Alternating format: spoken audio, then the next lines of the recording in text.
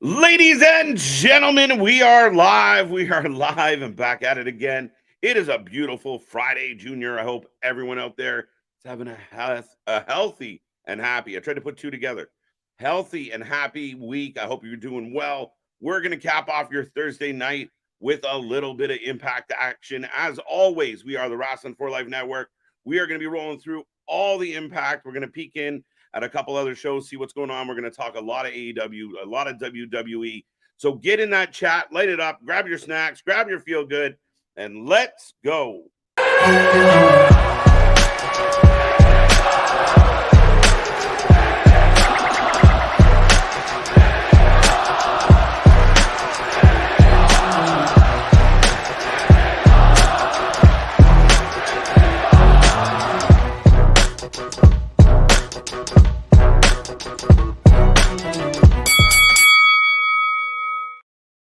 Ding, ding, ding. We are live and back at it again, folks. Like I said, we are the Wrasslin for Life Network. This is another live stream, watch party, watch along, call it what you will, but nobody does it as much as we do, as good as we do. So I thank all of you for tuning in tonight. As I said, I hope everyone out there is doing wonderful. We're going to get into Impact Wrestling. We're going to talk about it. A lot of talk about Impact 1000 coming up. Our very own Luna Havoc will be back in the house tonight, fresh off attending Emergence. So we're going to get into that. But I will remind everybody, we are the Wrasslin for Life Network. I am Mr. Every Night KJ White. And like I said, big shout out to everyone out there. Also, big shout out to Big Nick. I hope he's doing well. And yeah, everything's rolling along, folks. Lots of wrestling talk, lots of things to get into tonight. And again, a very interesting time in wrestling, a very busy time in wrestling.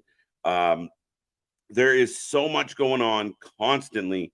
And I mean, this week has been completely taken over in a lot of ways by, the CM Punk story. Good, bad, indifferent. Everybody wants to talk about it. Opinions flying left, right, and center. But we will talk about that as we go through tonight. We'll also talk about All Out. I mean, All Out and Payback this weekend. It's a crazy weekend, but I don't know if there's a whole lot of hype about either show. I'm looking forward to it. We're going to enjoy covering it here on the channel, but there's not a lot of buzz about either show. There's a good amount of potential to both shows, but I don't see a whole lot of fans like, I cannot wait for this one. Maybe I'm wrong, and maybe I'll take your opinion out there on it, but I'll quickly say hello to the chat and get this rolling. Like I said, keep it coming, folks. Got that one from Todd. Welcome back, Todd. Matthew, welcome to the Four Lifeies. Good choice, my friend. We greatly appreciate it, and thank you for being here tonight. I said hello to Todd. Keyshawn, how you doing? Trey's in the house. John's with us. How you doing? How you doing? Steve G's back again. How you doing, buddy? Tiffany, welcome. Good to see you. Who else we got? Matt there saying, hey, yo, what's going on, Matthew? 8-Man Bangs. We will talk about that as well. I mean, this All Out card is evolving quickly. And basically, we went from pretty much not a whole lot going on to like the card's kind of full, and it's crazy. And again, very mixed reviews on what has been booked for All Out. I joked today, it kind of feels like Ring of Honor All Out going into Sunday. Does that mean it's going to be a bad show? No, not necessarily. But we've come to expect a certain level from All Out. Now, some of the defenders out there might say, well, we only had 1 week to turn. That's not our fault. That's not our problem. You put yourself in this situation. You made your bed. I don't want to hear the excuse. I want a good show. So the thing we're going to get into on Sunday, I mean, it's interesting. There's some really good matchups in there, but it feels like a TV-esque show. And correct me if I'm wrong, but if that's how I'm feeling about it right now. Like, I mean, Shane Taylor, Samoa Joe, outstanding. It's going to be crazy. You said the Bang Bang Club taking on the Young Bucks and FTR. I mean, if nothing else, it's intriguing. Apparently, Ricky Starks is being challenged by Ricky Steamboat. We're having a Ricky off, and we will see if it's a strap match. How does that play into it? is there really gonna be no Punk? Now, a lot of people are talking about they got footage of it and the investigation's ongoing. Ah, I mean, it was as much positivity as I can find in my soul, folks. I really think, like, what a dumpster fire. It's crazy right now, but it's got everybody talking, if nothing else. Maybe I'm wrong, but got that one. Matthew, I've already said hello. Steve G, welcome on back. Tony's in the house. Trey's with us. Dark Nightmare. What Punk story? I love it. I love it. I have no idea what you're talking about. It's me. Dun, dun, dun. We are Pro Wrestling. Good to see you. Thank you for being here. Thank you for joining us again tonight. Good to see you. I'm more excited for Impact 1000 than I am for All Out and Payback. Listen, there's a lot of buzz about Impact 1000, and I think a lot, even lapsed fans, have a lot of nostalgia with Impact, with old TNA. Like, I think all of us have some moment where we were like, we're watching this. And Luna, who will be here later, huge Impact fan, as everybody knows. And again, she's jumping for joy for it. I'm super excited. I like what they're doing. I like the card.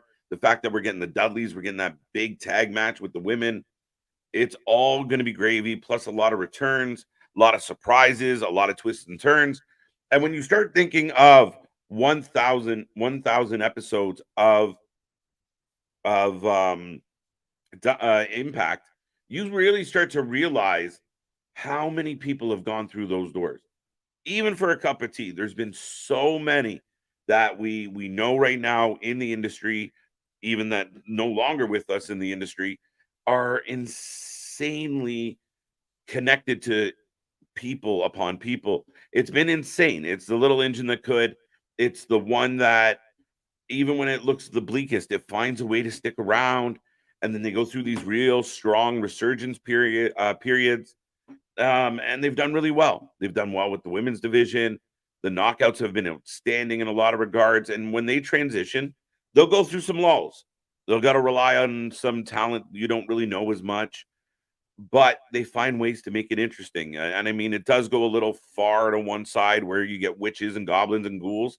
But at the end of the day, I mean, I'm pumped. That's a long-winded answer. We are Pro Wrestling, but I'm super pumped about 1000.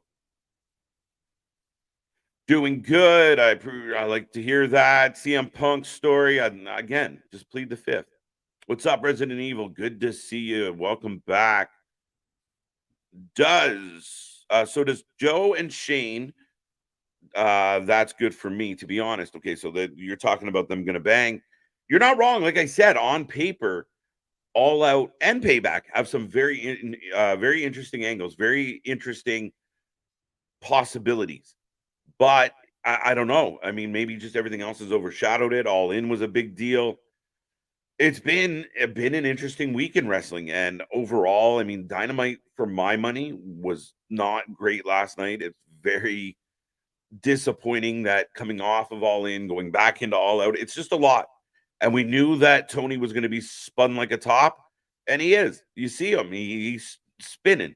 And in addition to trying to put all these shows together and balance everything and keep all the egos in check, then he's got to play Sherlock Holmes and investigate a fight that apparently happened on top of him. Here's a question for everybody who's listening right now. If Tony Khan was present at Gorilla and he got hit with a monitor and wouldn't he have a pretty good account of like what happened and just kind of like what are we hiding behind? What are we pandering with? So I find that a little interesting. He caught in the heat of the moment, I guess. Impact is live already. Todd, we start watching Impact on YouTube at 8:30. So we go a little bit later, but it's commercial free and we end at the same time. So that's kind of how Thursdays work here with Impact. So yes, it does start on Access a little bit early, but and they also have before the Impact. So BTI will be putting on a match as well. So when Luna gets here around 8:30, we'll really dive into everything that's going on with Impact. Which reminds me, let me bring that up. This Saturday, September 2nd, Payback. Listen, Resident Evil Payback's going to be a fun one. Another one that maybe I'm not buzzing about. I'm maybe because Nick and I were talking about it. Like, is it a lack of Roman? Is it a lack of bloodline? We still don't know what's happening with Jimmy or Jay. There's just there's a lot of potential here. Seth and Nakamura can burn it down, can tear the building down. Maybe we hope they do. The tag matches should be fun, but at the end of the day, we'll be here on Saturday. We will be here on Sunday. We're going to be here for both. It's going to be a fun one. But yeah, I mean, I hope they over deliver. I like the fact that everyone's kind of going into this weekend with a little bit of a lowered expectation. Jeffrey, good to see you. Yes, tease and peace to Bray Wyatt and his entire family. I need all the Ricky Steamboat in my life. Matthew, I was a huge Ricky the Steamboat fan when I was a kid. I liked his gimmick. I liked that he came out in blue fire. I was easy to impress, but this is weird angle. And again, are they just supplementing because you don't have Punk? It was supposed to be Ricky versus Punk, or or does this tie into it? Is there any way that we have this match between Ricky and Punk shows up at the end? Like, is that a compromise? Like, you don't get to wrestle, but we need you to pitch part of the angle? I don't know. AEW seems like they're in a blender right now. And again, sometimes when you try to fly to the heavens and you catch that sun, those wings melt and you come hitting the ground quick. And that's kind of what it feels like, a recoil. And honestly, I feel kind of sad for AEW in the sense of I don't feel like they've really been able to celebrate what they accomplished. And again, the naysayers and people are going back and forth about numbers.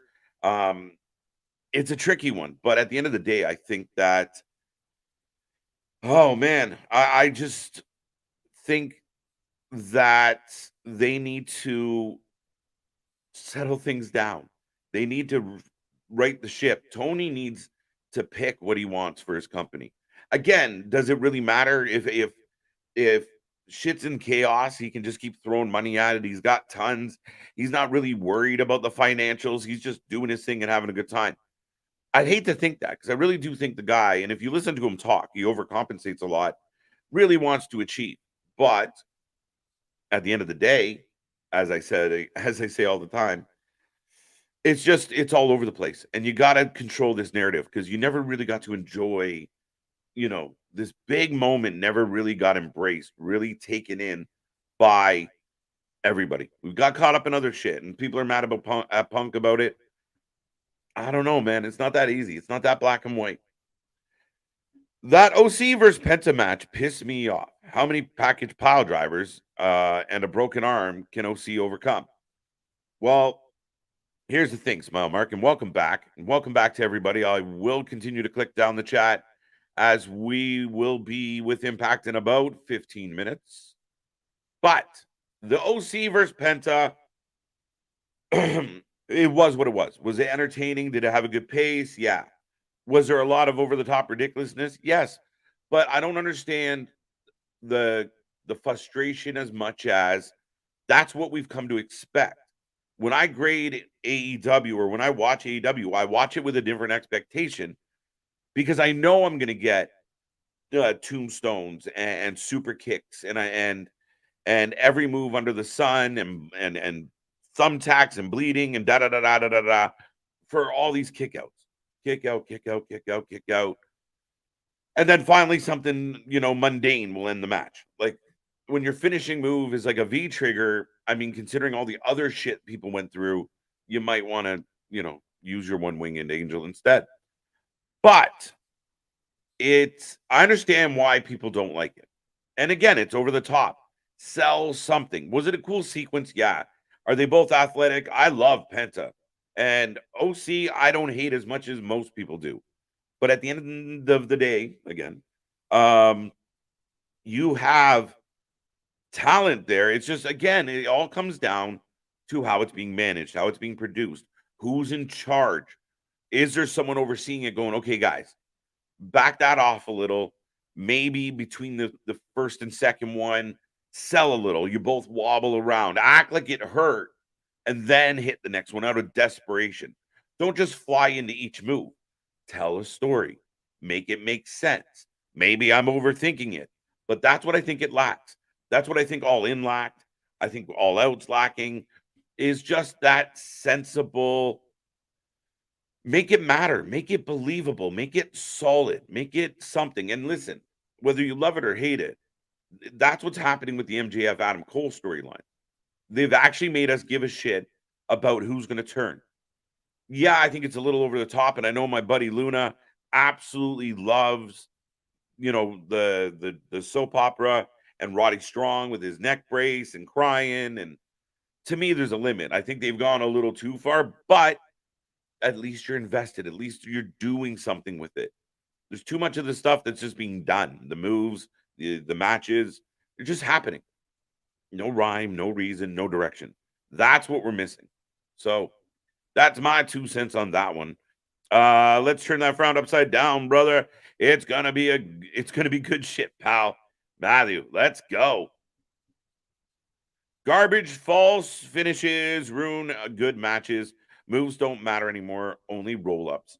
Well, yes, it's very frustrating with everybody complains about the roll-ups. I say it all the time. People talk about lazy booking. To me, the roll-ups are chicken shit booking. It's when you can't creatively come up with a way to finish a match, and that's your easy out. Well, the roll-up doesn't make anybody look bad, except it makes everybody look bad when you're doing it all the time. There is a time and place for a roll-up. There is a time and place for someone to cheat with a roll-up, but it's way too consistent. And you're getting hit with weapons and every big move and kicking out of everything, but you couldn't find a way to squirm a shoulder off the mat because some guy rolled you up. You know what I mean? So I think at the end of the day, I gotta stop saying that. I don't know why that's on regurgitate today, but the false finishes, I love a good false finish.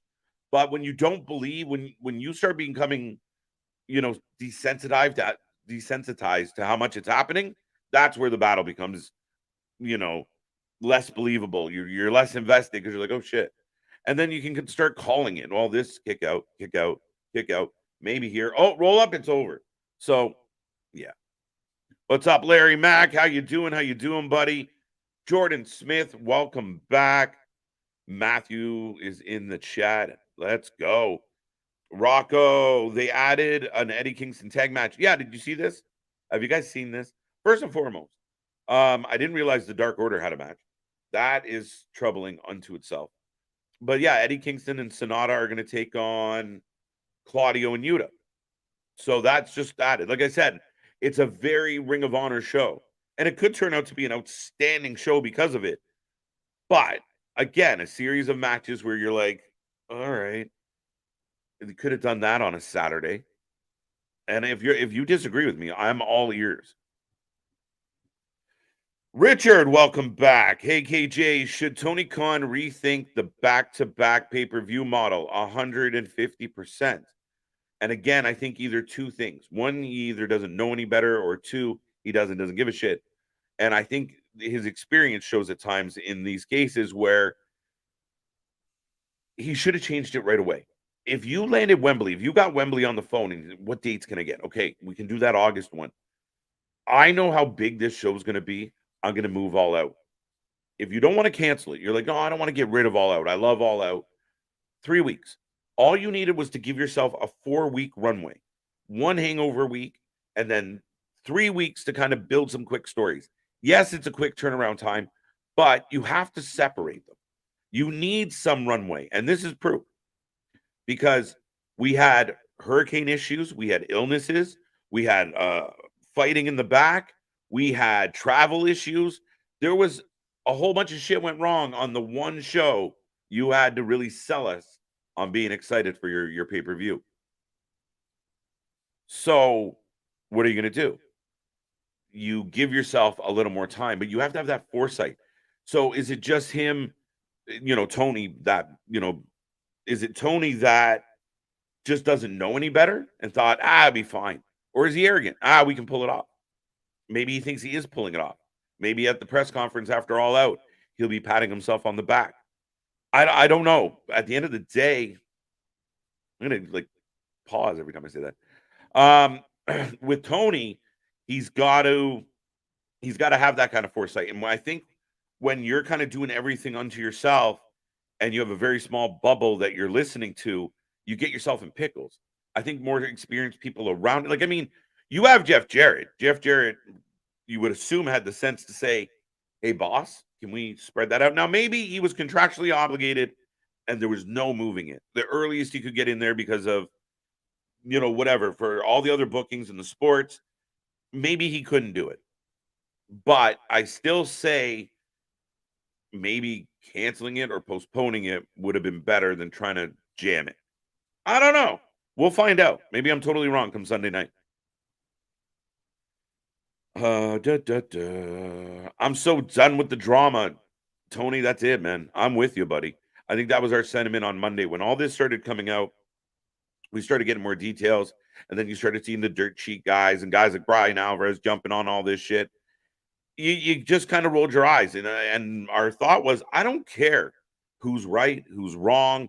I don't give a shit. All I know is that there's a problem and it needs resolved. I don't give a shit at the end of the day how you solve it, but you need to manage your business. You need to manage your employees.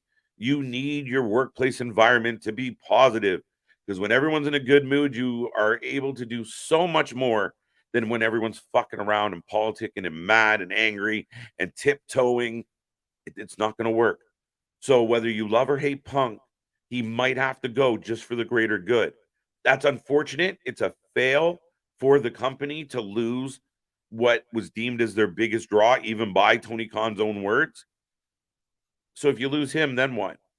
But it doesn't matter. Solve the problem. Let us focus on your product. And maybe Tony's thinking shit. As long as they're talking about Punk, they're not talking about my shitty booking. Maybe. What's up again? Can All In do WrestleMania model as in 2 nights?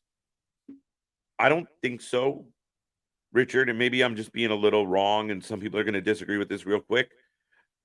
But I don't know that they have enough talent across the board. And I argue that WWE doesn't have enough talent across the board to give us 2 full shows that are stacked. There's always some type of fluff in there. It's a tough thing to do. I hate 2-night pay-per-views. I really do. Why not do All In, All Out on the WrestleMania weekend? Well, that would be a bold strategy, Cotton. However, you could put them together. Yeah. Do like All In, you go all into Wembley, and then you go all out the next night. Fine. I could live with that. It's better than 1 week apart, because then you can build to one big show. And that's what I think I wanted more of at this particular All In. I love what they accomplished, but I wanted more, just the big matches, the big show feel. Was, dude. There you go. I have no idea. What's up, Damien? How you doing? How you doing? The prediction champion back in the house. You're killing me, bro, but I will not give up. I'm gonna be awesome. There you go. Let's go. It's gonna be good. What up, KJ? I'm looking forward to Brian Myers in the main event. I'm a major Players fan. Gilly, Brian Myers has been all over the place, and now he's doing you see him kind of flirting with this group for quite a while. We also have, I believe, a number 1 contenders battle royal for the Women's Knockout Championship. Victory Road is next Friday. Speaking of a company that likes quick turnarounds and has pay-per-views all over the place, next Friday, Victory Road will be Impact's next pay-per-view. We'll see the return of Jordan Grace. So I'm looking forward to that. I don't know, guys. It's a lot. It's a lot of wrestling. It's fun. But Brian Myers is going to be good tonight. We'll see. I don't think he's going to win, though. Sorry. How are y'all doing? Going to shows at the same time on a Saturday. Wait, how are y'all going to 2 shows at the same time on Saturday? I'm not going to 2 shows at the same time. Do 1 Saturday, do 1 Sunday. Use the whole weekend, my guy. Why not do All In and All Out the same weekend as WrestleMania? I got that one. Hey KJ, how do you improve the All Out card? You can't now. All the hope is with All Out right now is just deliver. Just deliver something solid. And you do have a lot of potential. The 8-man tag can be a lot of fun. We could see a lot of real cool things in that match. It could be a real good thing. I think the obvious answer here is some type of dissension, some type of misdirection between the Bucks and FTR to continue that feud, which I'm kind of okay with. I'm very curious. So that is compelling unto itself. You have Joe and Shane, which I think is crazy. I wish there was more build to this, but Joe and Shane are going to be excellent. I want to see this match 100%. Moxley OC, I mean, it should be an interesting match. It's two guys that don't sell anything. Should be a hard-hitting affair. Could Moxley dethrone Orange Cassidy? That might be the question of the night.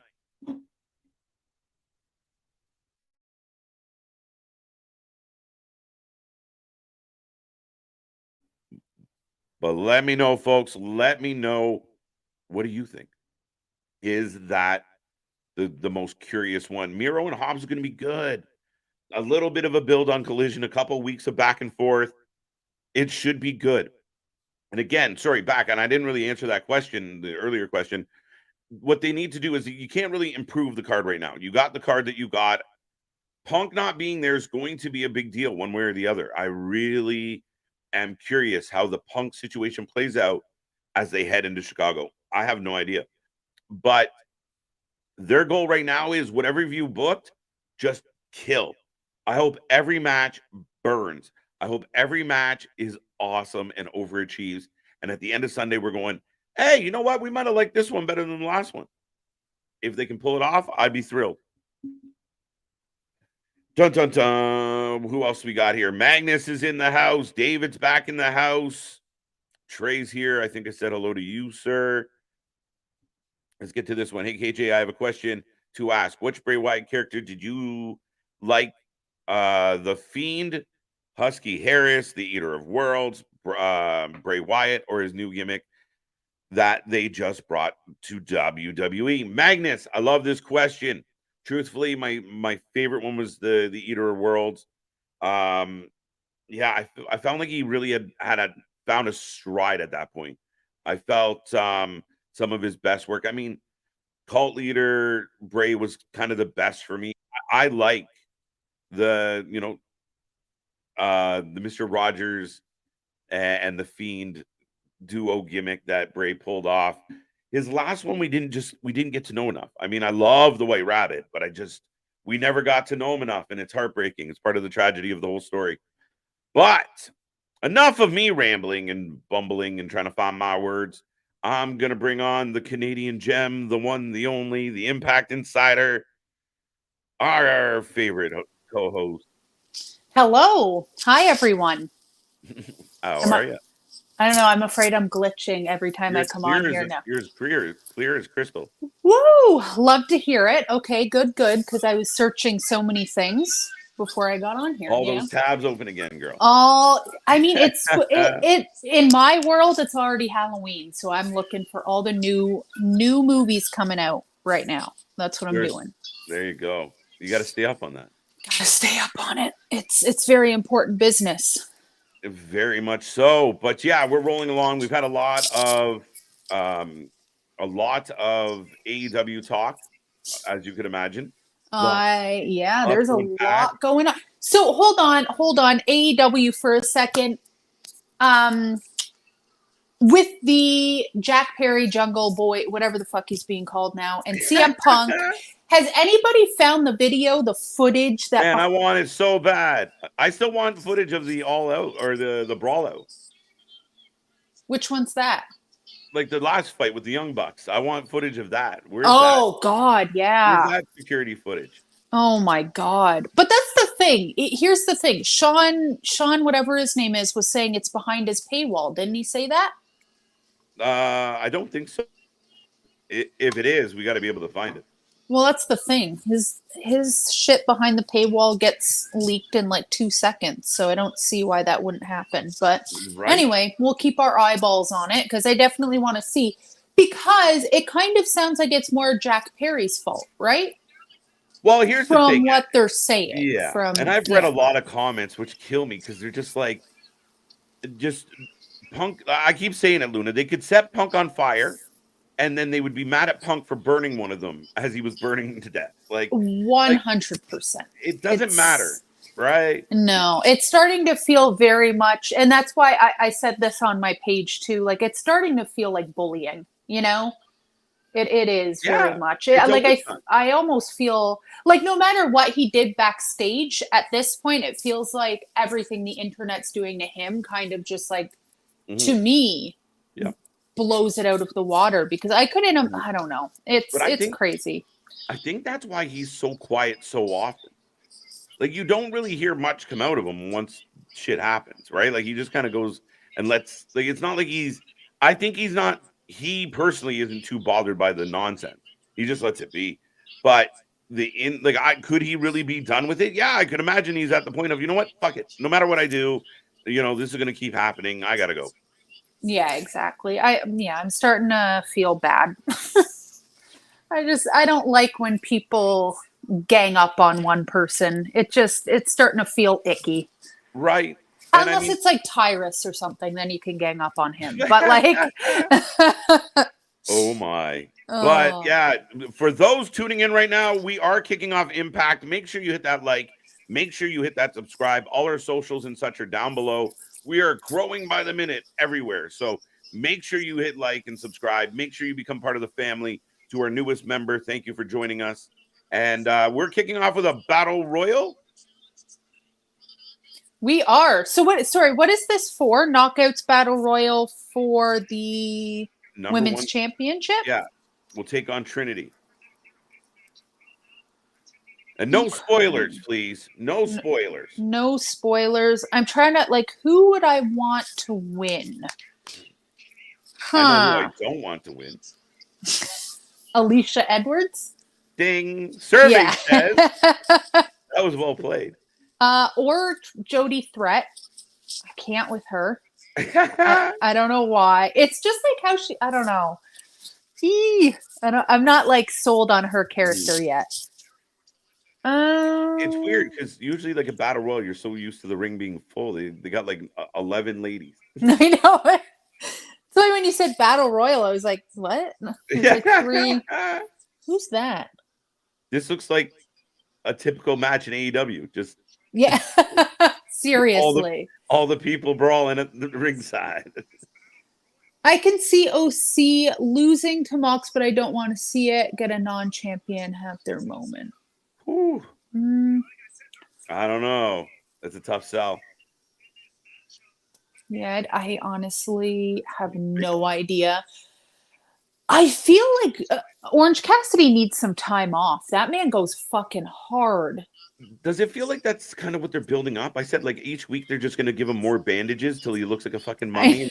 And then he relinquishes the title. He never loses. He comes out as the Yeti. I would love that. Oh my God, book it, Tony. Right? They just wear him out. KJ, what do you think the main event for All Out? This is a wonderful. I think it might be Ricky Starks versus Ricky Steamboat. How old is Ricky Steamboat now? Like 70? Yes, ish. Yeah. Late. Yeah. I really hope that's not the main event. I could do Orange Cassidy versus. That could be the main event. I totally down for that. Okay. Totally down. Is there any chance that 8-man tag would be the main event? FTR and the Bucks? I don't think so. Yeah, fair enough. To be honest, from All In, I was surprised they were so soon on the card. FTR versus Young Bucks. I don't know why. I thought that'd be a little bit later, but it is what it is. Fair enough.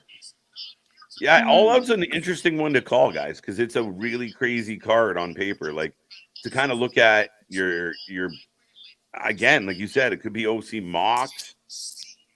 What else could it really be? I'm sorry, but we're getting Crazy Steve versus Speedball tonight. Yes, and then if you look, Crazy Steve's got a slightly different look now. Like he's kind of playing with it. Yeah, love They- it.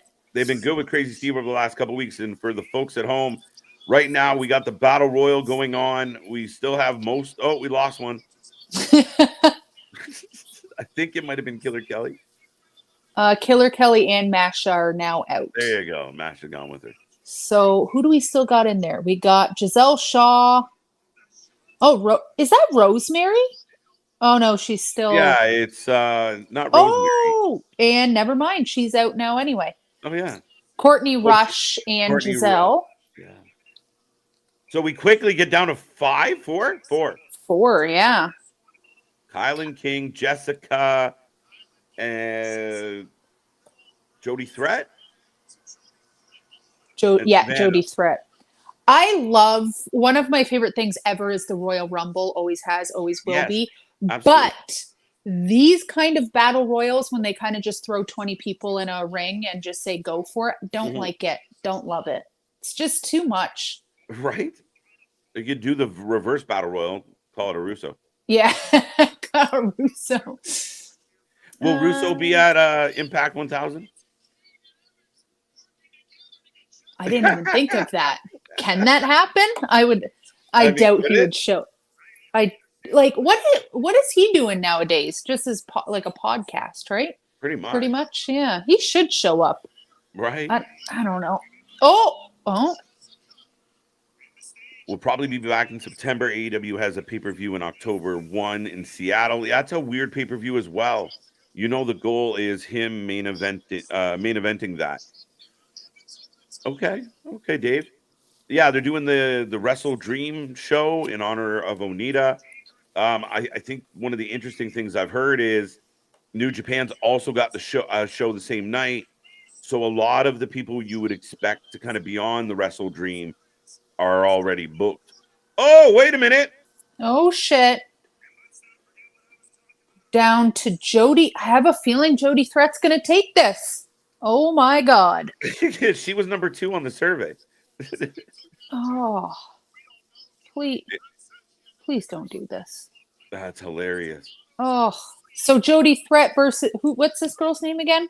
I always forget her name. Trinity? Oh, Kylan King. Yeah. They're trying to put every issue in the company on Punk. He's a scapegoat, very much so in a lot of ways. Yeah, I don't know. I think I've spoken about this before about what Raven said about CM Punk and how he said, like, I didn't think he liked me kind of thing. Mm-hmm. Oh, did she win? Oh, no, she didn't. But then Punk went on to say, like, Raven was one of his biggest inspirations. I think Punk just doesn't know how to socialize. I think he has a really bad way of communicating because he probably has a pretty big ego, but true. I don't know. And I also think I think he's abrasive.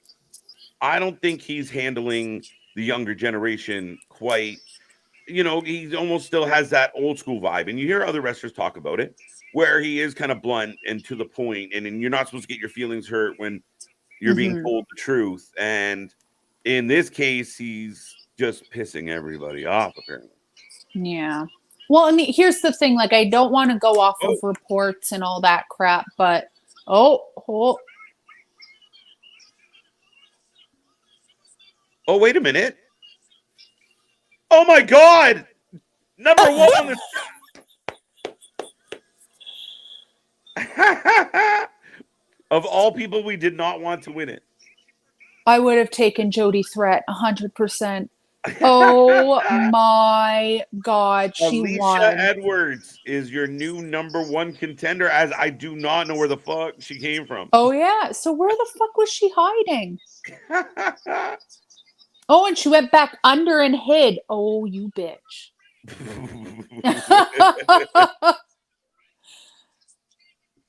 I mean, smart. Okay, smart. I like that. Hilarious. I like that the Impact YouTube channel even put up the poll of like, who's going to win this, Threat and they knew, bastards. Trickery. I don't know how I feel about this. Alicia Edwards as the top. contender. I don't know. She's kind of the new Giselle to me. I feel like she's just going to lose all the time, you know? I can't see her winning anything ever, but. Right. What's up, ringside Anthony, by the way? Thank you for being here. CM Punk hater here, defending CM Punk. I think the other wrestlers are trying to bully CM Punk out of the AEW. I think we've seen this before. I felt like that's what happened with Thunder Rosa, Luna. I felt like that also happened with Cody to an extent, where you started getting the rumors and the fans started booing Cody and trouble amongst the elite. And all of a sudden, Cody's not Punk. Cody was like, fine, I'll just go elsewhere. Punk's like, I'm going to kill everybody if you don't stop. and I feel like this is an ongoing thing, and including whether people believe it or not. But I mean, Lufisto paints a very similar situation. There's a lot of talk about that locker room being very cliquish and standoffish.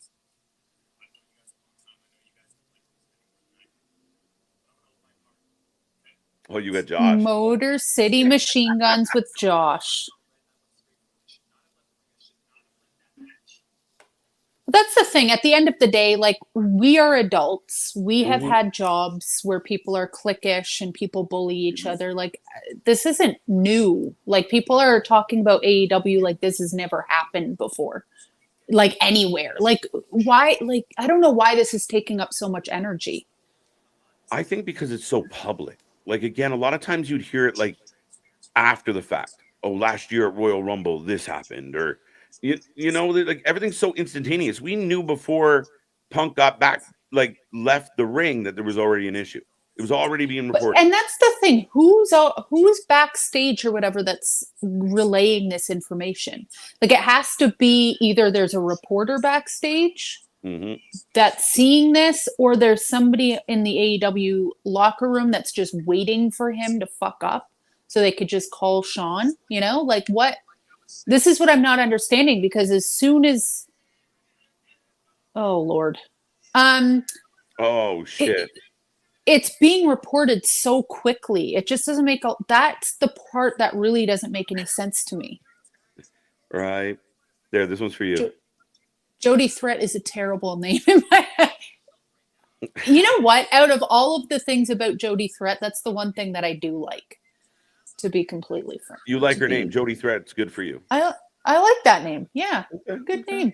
Okay. I don't know. Not bad. I don't dislike it.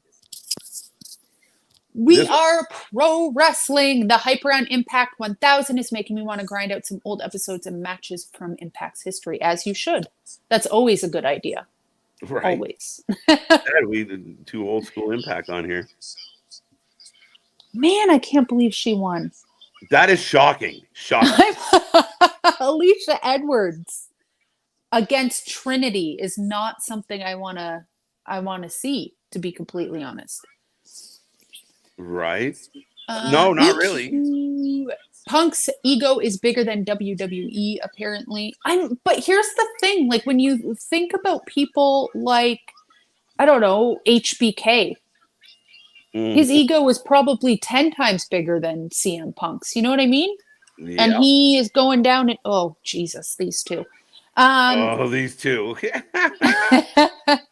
That's the thing. When it comes to, like, big names, big stars, big, you know, there's always going to be big egos. You can't just sit there and, like, besides maybe The Undertaker, because I've never really heard anything too outlandish about him. I mean, but he had an ego. He fought for his spot and he protected his spot. He, you know, it's like everyone else. And again, I mean, it's just different times. And I think he sticks out like a sore thumb. And as much as they want to make this square peg fit in a round hole, it just doesn't.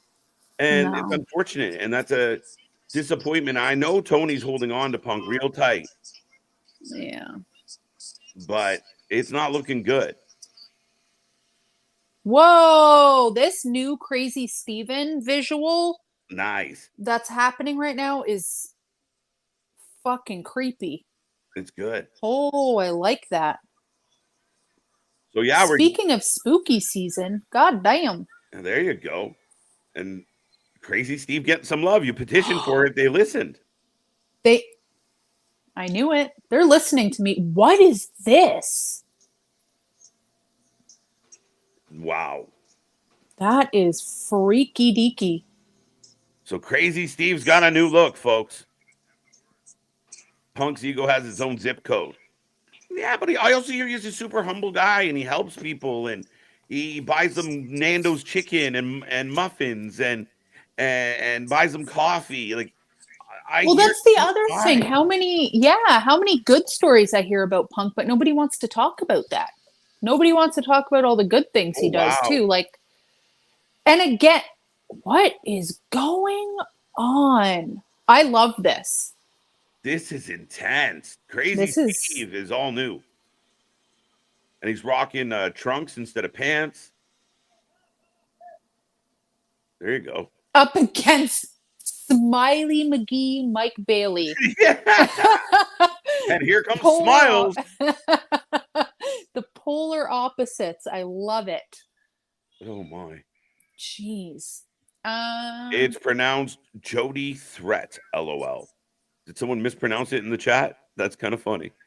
Like, guys, be careful on your pronunciation as you're typing. Big Nick's coming in hot. Yeah. The super ego gets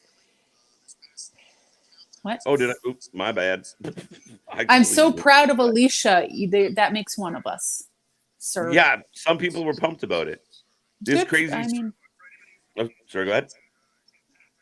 No, I was just gonna say I didn't see anybody pumped about it. I guess I blocked that out completely. It was just instantaneous of like, I know who I don't want to win it, and you were like Alicia, and then should have known. Ringside Anthony, this Crazy Steve mask is something you would see on The Purge for sure. It looks like a scarecrow mask to me, like I don't know. Yeah, it's good, and he's just he's trying to ruin that beautiful face of Mike Bailey. It's over. DQ. He poked his eyes out.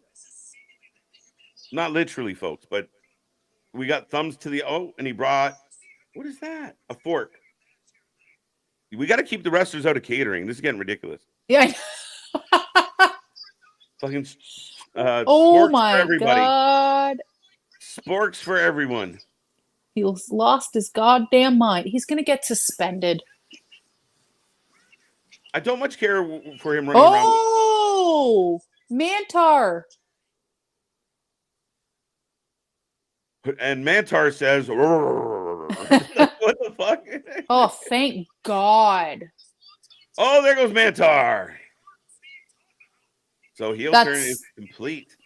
Love it. No more Crazy Steven and Mantar. He can go out on his own. Love to see that. Jesus. Crazy. He's taking everyone's eyes. It's symbolic. Think about it. Oh. Yeah, it just hit me. Like Crazy Steven spitting all over the place. He took the mask off. Oh, is that the ref or Mantar? Is Mantar maskless? No, it's the ref. It's the ref. Oh. I like kind of hoping that would be nice if he took Mantar's mask off and he just never put it back on. That'd be great. Yeah, just wear it to the ring if you want to wear it. But I mean, wrestling with it is a lot. Oh, Jesus. Oh shit. Crazy Steven is actually freaking me the fuck out right now. I'm not gonna lie. This is he's spitting and snotting all over the place. Like he's playing this part a little bit too well for me. It's intense. He is absolutely intense. And he's opted for the poking in the eyes as a new finisher. Love that. Aw, but now him and Mantar aren't friends anymore. That's actually kind of sad. Not really. I'm okay with it. Fuck that friendship. Right? Let's have a little rivalry and then let's push Crazy. This Crazy Steve can be something. I like this. Yeah. Right? He can be an X Division champion or move up the card, chase some of the baby faces. I like it. Hi, Luna. Sup, KJ. See you that Greco Loco. Is team I don't. That was fun. is team with Kip Saban tomorrow on Rampage. I would know nothing about that because I haven't watched Rampage ever. Actually, I watched it once or twice. It's okay. You're not missing much. No, I have things to do. Yeah. Yeah, I think this ties into the travel issues and some of the scheduling issues they had with Dynamite. So that you had some other faces appearing. And remember, you got to not only tape a Dynamite, you got to tape a Rampage the same night. So yeah, Gringo Loco is going to be there. I mean, I like Gringo a lot. I mean, we'll see. He's probably going to do a job though. Right, because they had a bunch of travel stuff back from the UK, right? That sucks. Some UK stuff, some issues with the hurricane in Florida. Apparently, right. A couple of them got sick. Oh man. Trey and Sa, what's up, KJ? Welcome, Luna. It's been a while for me. I have not done an Impact Live in this will be week 4. So no, week 3. Because last week we did the Bray Wyatt thing. Yes. And then the other 2 weeks I was working until I almost died. This would be week 4. Yeah, it's almost a month. Holy shit. But we're in the back with Bubba and Myers and Moose and yeah, they're Bully's trying to figure out what to do with PCO, and everybody says, "You're on your own, my guy." Everybody's afraid of PCO. Oh, we need to get Crazy Steven versus PCO before PCO retires, please. Especially this Crazy Steve. Absolutely need it. Right. Yeah, I like what they're doing with Crazy Steve. I think it's definitely got a lot of potential here. Crazy Steve's my new favorite wrestler, says Jason. There you go. Yay, Crazy Steve. Yeah, I'm a new Crazy Steve fan myself. That happened 3 months ago, and now I'm obsessed with him. She became a fan live. We converted her. What do you guys think? We're getting a little clip here. William Ospreay is going to be at Bound for Glory. It's crazy, unexpected. Very. But it's it's in Chicago, so a good place for him to go because everybody goes to Chicago now. Everyone. Chicago's a hot spot. Do you feel like he's on a build up your value tour right now? Like take the AEW booking, take the Impact booking, go into New Japan, take a couple bookings, go to Rev Pro, and by the time his contract expires in 6 months or so, he's only that much more valuable. Yeah, exactly. And I just think it's for him, he's building up his value, but also maybe testing the waters everywhere. You know what I mean? Not saying he's going to sign long-term to Impact. I don't think that's going to happen. No. But I also couldn't see somebody like him go to WWE either. I don't know. There's it would be insane if it happened, but I don't see it happening. Especially, I'm going to say it, hot take, WWE has been getting real fucking boring lately to the point where I can barely watch it. It was getting so good with Hunter. Yeah. And now it's just, it's not bad, but it's just getting boring again. Repetitive. Redundant. Oh God, it's like that's been the issue for me. And there's good stuff in there, but the main events are always the same people. The show starts with the same people. It leads to the main event because they had an argument in the first segment. Let's shake it up a little. Yeah, it's. I would and again, I've said this a million times, but I would rather watch Roddy in his neck thing crying, screaming about my neck, my back, than watching another long-winded promo by Cody Rhodes. That's just me. I'm bored. I'm getting bored. I would rather be like, girl, that's a tough show. Man, I would rather be like, what the fuck did I just watch than be like bored, I don't know. I'd rather be weirded out than bored. Okay. And and you know what? Some people are totally on board with you. Now, what I believe we have here is an opportunity for both companies to compromise a little, because one is too boring and too commercial filled and too cookie cutter, and the other one's just lost the fucking plot altogether and doing whatever the fuck it wants. Like, it's running around just causing chaos. There's a happy medium a little bit on both sides, right? I think so, yeah. Fuck. Can't we just work it out a little, guys? Like, give us a little more heat on Raw in particular has been killing me. SmackDown I still enjoy most weeks. Raw is a grind. Raw has been a hard watch. I've been getting the ups and downs on that. Or the next day I usually just come back on your stream and watch it through you guys. And listen to you guys talk, because that's the way to do it. Yes, I need it for TikTok anyway, so I might as well. Right. Eric Young, for some reason tonight, is going up against Kong, which we saw 2 weeks ago. Yes. Or last week. And then he went against Diener at Emergence. So he's working his way backwards. Seems a little... Yeah, good question. He's already beat both of these people. So I'm a little confused on this. But on a positive note, I did get to see Eric Young at Emergence. That's pretty for dope. The first time ever. And holy shit, that match was insane. It was crazy. There you go. Big Nick's got a hot take of his own there, Luna.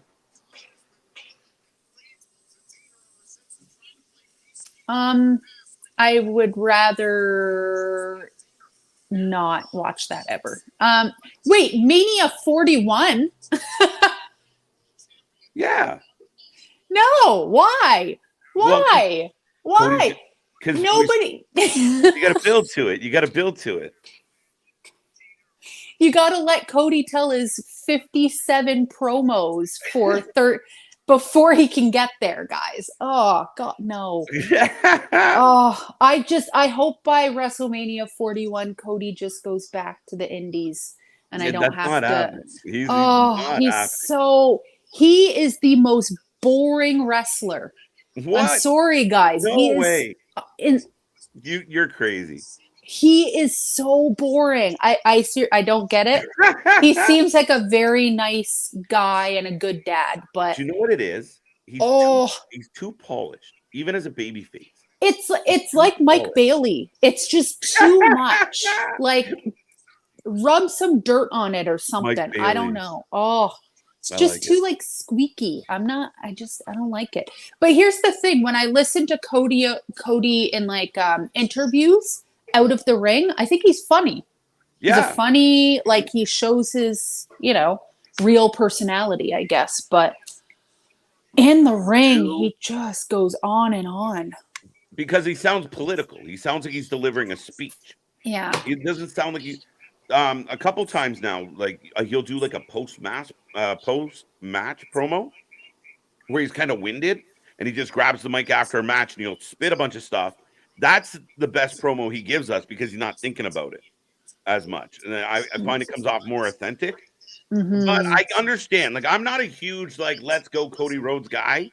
I think he's a great baby face, but I don't hate him nearly as much as you do. I just don't get the hype, guys. And it's not just the suits. It's not just the loafers. Over baby face.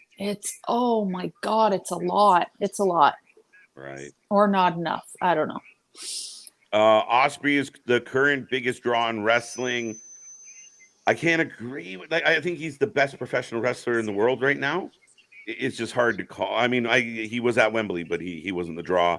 It's hard to say that anyone but Roman is the biggest draw in the world, just based on what.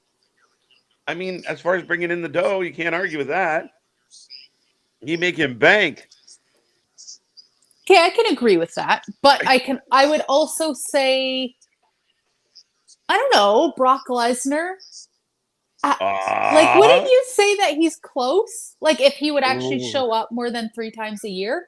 Yeah, I think based on present workload, yes, you're right. I think if Brock, Brock had a good 2023 and he did actually, yeah. So I mean, yeah, they're close. They're close, but it is probably Roman. You're probably right. Right. What don't get me wrong, Osprey's amazing. Sorry. Oh yeah, he is for sure at this point wrestler of the year, hands down. Yeah, I got to see him live at Forbidden Door, and it was fucking magic seeing him work in person. It was so cool. But as biggest draw, yeah, I don't think that's correct either. What if Punk shows up at Bound for Glory as a way to piss off TK? It wouldn't happen. I also don't think what I've heard about the Impact locker room is they're all peachy and friends and everything's super positive. I think just with whether you believe this stuff about Punk or not, his track record right now, I don't even think they would chance it. You know? No, you don't want to rock the boat. I mean, you might not have and I mean, this is kind of the decision that Tony might have to make. Okay, I might be giving up my biggest draw, but is it better overall in the long run to get better out of my company, regardless of how much I like the dude? Exactly.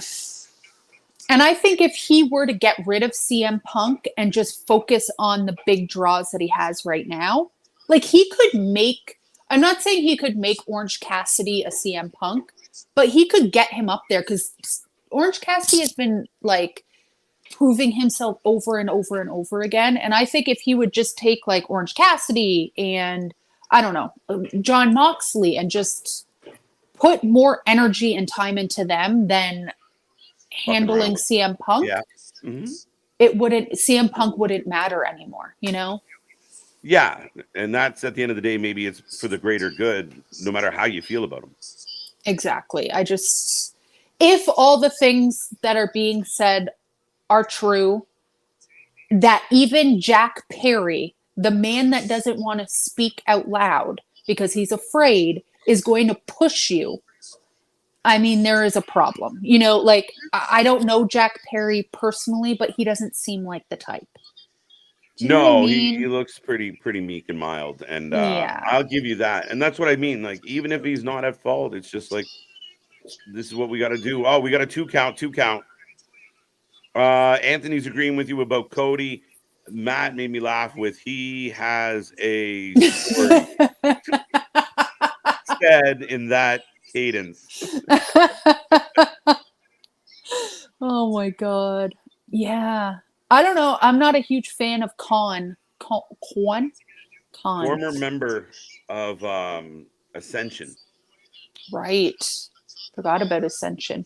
He actually, when I worked elsewhere, we interviewed him, and he had a really crazy story about like how much he struggled after the WWE, and he didn't know what he was going to do, and then kind of found his way again, and so a really nice guy, big old teddy bear.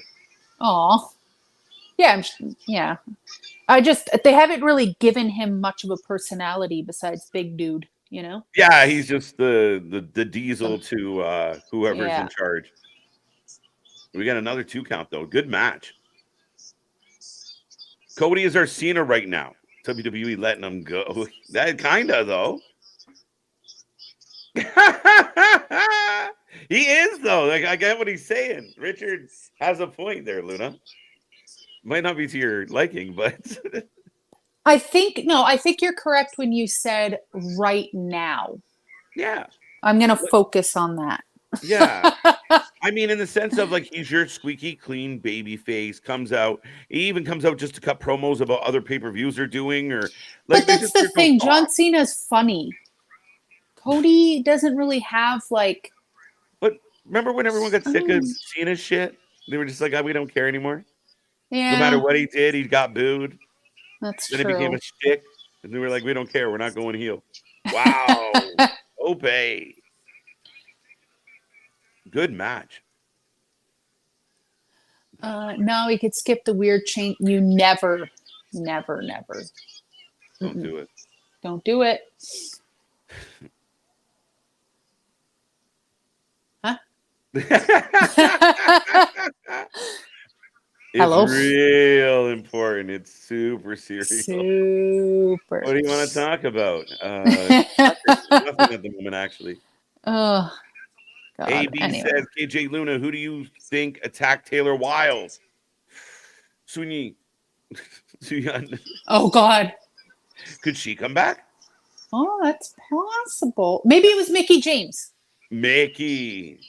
I want Mickey So they're having that women's match at the 1,000 episode, and each side of the women's side have a mystery person. Do you think it will be Mickey James? Oh, it could be. Mickey has to be at the 1,000. She has to. Has to be. Especially if Gail Kim is coming out of retirement. It's happening. Right. Sad girl Roddy. It's too much. It's too much. And I knew watching it last night, you were sitting at home fucking loving it. Like, dying. Give me more. Just eating your turkey bologna, having a fucking field day. I was. I totally was. Sad girl Roddy talking about his neck, my back. Like, oh my God. It's so, I love it. And the fact that Matt Taven comes out and like holds his head. Oh my God. It's the fucking best. I would say even it is. Sorry, we got a winner. Oh, Eric Young. Why is he crying? He's emotional. He's pointing up to maybe Bray? He pointed up to heaven? Oh, maybe. Right. He would have. Right. Could you imagine if Eric Young and the Peeps were supposed to be some type of Wyatt Six? That's why Dutch and Vincent were hanging around. No, but it's not going to happen. Yeah. But I know, but it's so sad. It's like, why would you do that? I'm like, they're not going to. Yeah. But I mean, could you imagine that it never happened? It all got broken up, and we assumed because it was creative issues, or we were told that it was creative issues. Now there's Eric Young thinking, fuck, what could have been? And, he walked out because he couldn't put up with Vince, but he really wanted to do that Bray stuff by the sounds of it. Yeah, exactly. That's so... I couldn't imagine how the wrestlers feel. And I kind of brought this up earlier on TikTok about there's a female journalist. I don't even remember her name, but she asked the Big Show how he felt like 12 hours after he passed away. That woman that's embarrassing. I'm sorry. And to say like, well, it's her job. It shouldn't be her job to, shove a camera in someone's face that just lost a friend. I'm sorry, but I think the quote of the month is read the room. We've said that a lot here on this channel, like read the fucking room of what's going on. And I think that's where that comes in of like, you know what? The interview was about what was going on. And I get it. You want to get that quote, but maybe not then. You know what I mean? That's something that she should have spoke with him before. Yeah. Like maybe, hey, you know what? Can I ask you about this? Instead of with the camera in his face. Yeah. How do you feel about your friend? Like, that made me so upset. So upset. Luna is in the minority. Yeah, you don't have to think like everybody else all the time. There's nothing wrong with that. But nothing wrong with that. You might be in the Cody minority. Yeah, that's okay. I hated AEW Cody though. Like the last end of his run, I was like, get this guy off TV. I can't take it anymore. He came over to WWE and I'm like, okay, fine. He fits in better. And that's the thing. I do agree that his character hasn't changed at all, but he does fit in better in AEW. And I'm not saying I hate Cody. I actually think when he isn't you did say in you the hated ring. Cody. No, I hate his character in the ring, but when he's outside of the ring and like he's talking with his wife or he's doing interviews, I think he's really funny. Yeah. It's just there's something as soon as he gets on the mic in the ring, I'm like, what the calm down. It's like Justin Trudeau telling me about student loans. That's exactly how I feel. It's like I like that. Yeah, that's exactly what it is. The same thing with Justin. It's just too polished, too planned, too rehearsed. Yeah. So it comes off a little phony. Yeah, and that's the thing. And some people like that. Some people like really polished wrestlers. I'm just not into it, and that's just my personal opinion. Yeah. Booker, but I don't even know her. Hey, KJ and Luna, who would be Booker of the Year so far? Well, you're gonna have to come, and Luna will be at our annual For Lifey Awards, the Golden KJs. So. As of right now, though, I will put out my Scott D'Amore vote. Yeah, there you go. I knew that was coming. Yeah, it's definitely not Hunter. It's definitely not. But I can't really pick Booker of the Year because I don't watch everything. Can we give Booker of the Year to Paul Heyman just for doing what he's doing with Roman? Let's do that. Yeah. Winner. Gagnol. Right. Here's the Rascals. I did get to see them win at Emergence. I was so excited. I lost my fucking shit. But anyway, story time. When I was at Emergence, this dude let me try on his what are they called? Chalk line jacket, the Bret Hart one. If you guys have not seen it, it's on my Instagram and I need to go buy one. Yeah. I saw anyway, it. So they're like, hey, all these people, let's go back to our seat. We're sitting on a couch. And I was like, I want to sit on a fucking couch. And there was this girl in like a ball gown that came from the rave next door. Anyway, I went to sit on the couch and these guys were just sitting there and they kept screaming, twist his balls over and over again.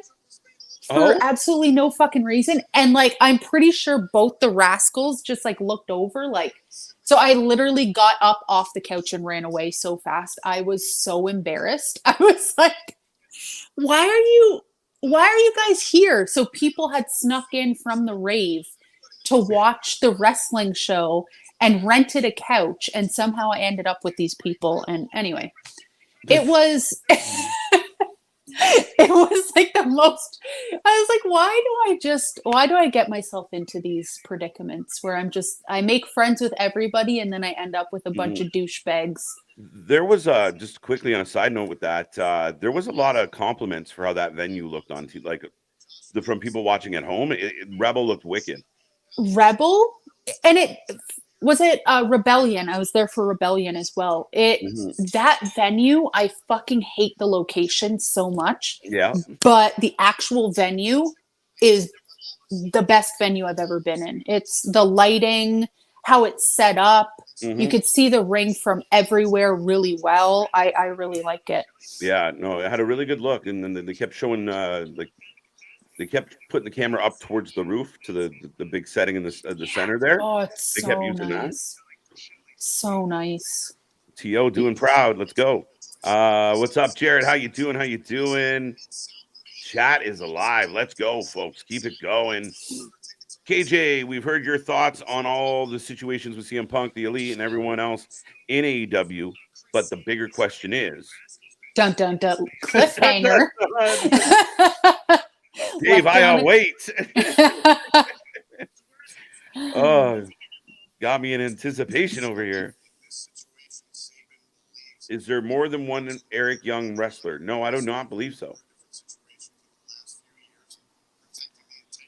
Chris Sabin versus Zachary Wentz. I did not know I needed this. Is there only one Eric Young wrestler? I think so. Yeah. I can't think of anyone else.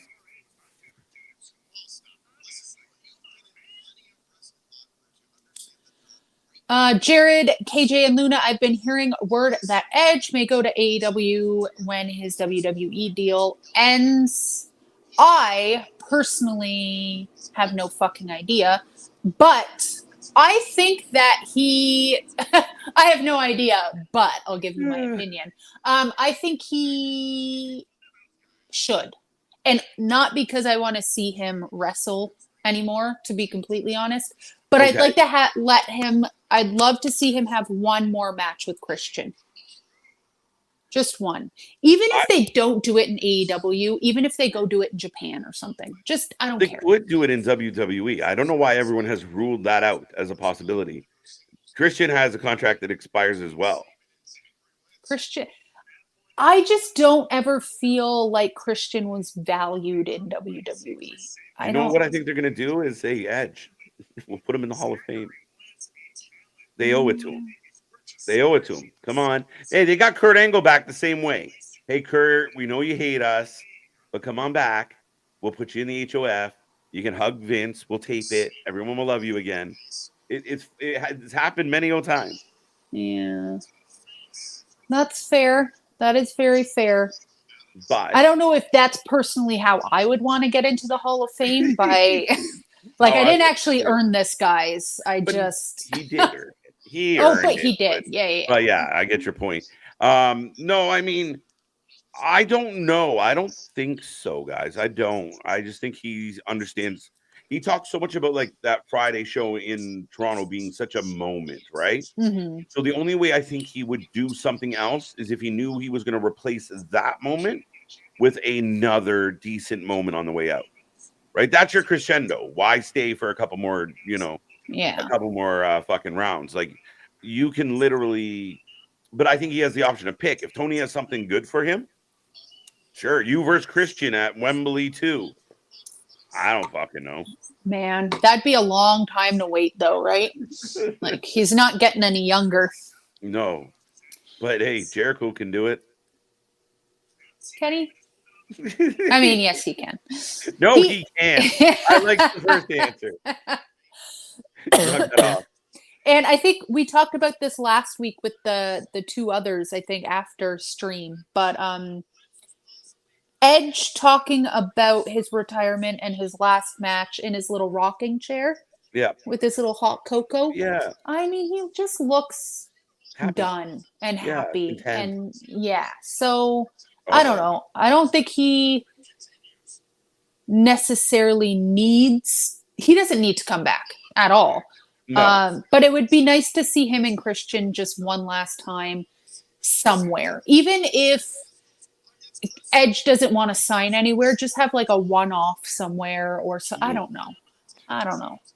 It would be nice, but I don't see it happening. Right. Yeah. Jordan is turning heel. She could. As long as she's back, I don't care what she's good, bad, evil. I think she'll be fine as a heel if she goes that way. I think it'll be very interesting. But yeah, like you said, I'm surprised. I did see someone comment on something of like, she wasn't gone long enough to have a return. Yeah. That's like fair enough. Yeah, it's been like a month and a half, to be honest. But I don't know. I missed her a lot. I'm so happy she's back. Yeah.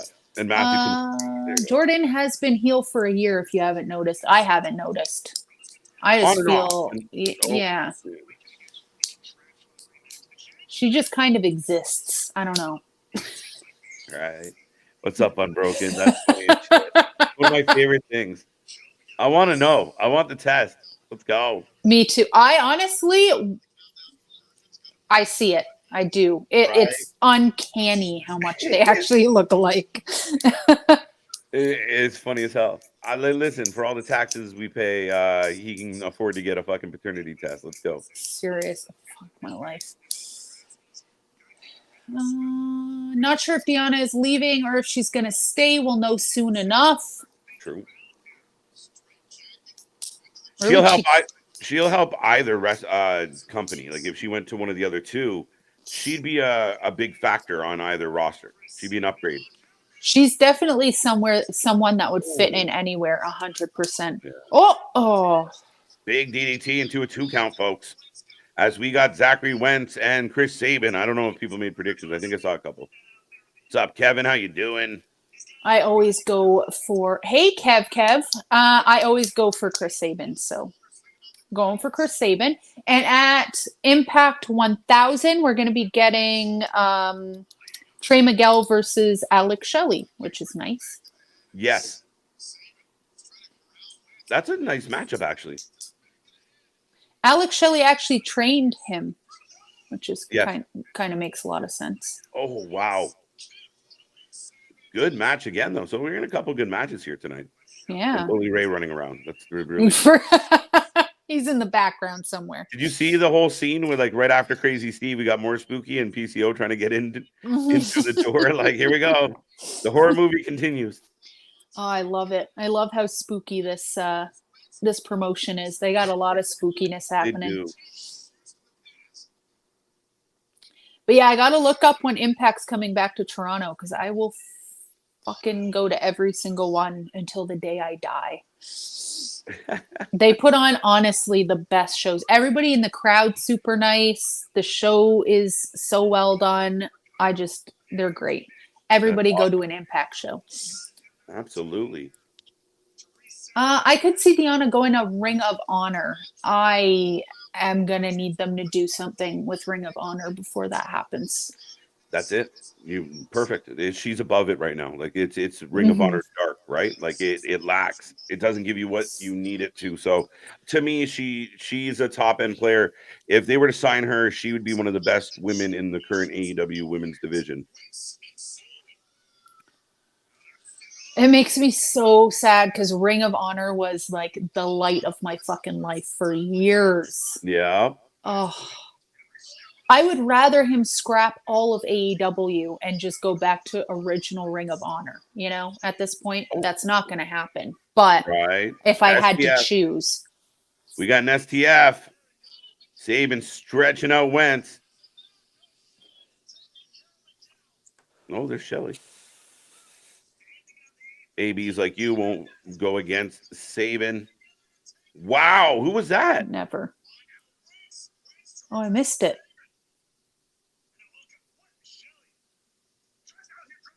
Oh, it's Shelly. Oh. Shelly in a suit helping out.